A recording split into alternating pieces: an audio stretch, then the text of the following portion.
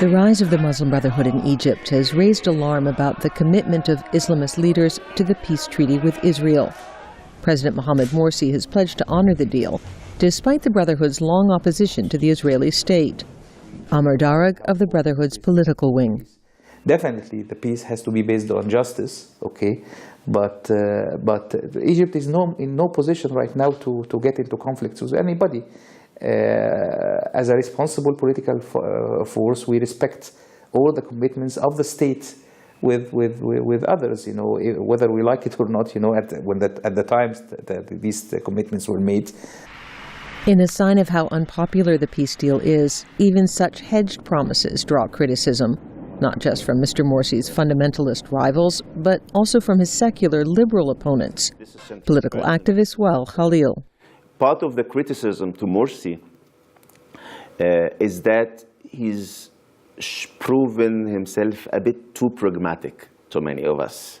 I mean, this is the Brotherhood who, if I say this is central to politics, this was most central thing to their politics, the question of Palestine, the question of occupation. Khalil says the issue is central to politically active Egyptians of many stripes.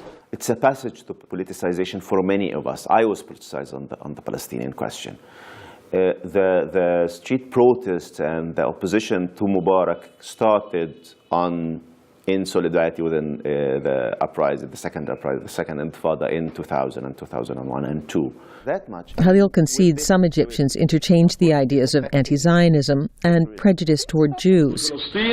Prior to his political rise, Mr. Morsi videotaped anti-Jewish slurs, which he now argues were anti-Zionist. Despite a once thriving Jewish community in Egypt, both sentiments now appear deeply ingrained. Former intelligence officer Sameh Saif Yazal says politicians know that all too well.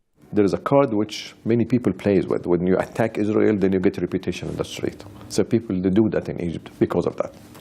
But Yazal argues practicality trumps rhetoric, pointing to frequent close contact between Israel and Egypt on economic, military, and political matters.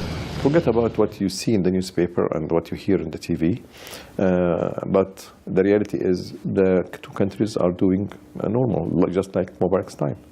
Like Mr. Morsi's liberal and conservative critics, Yazal says little has changed with Israel since the Islamist leader came to power, nor does it appear likely much will anytime soon. Elizabeth Arrott, VOA News, Cairo.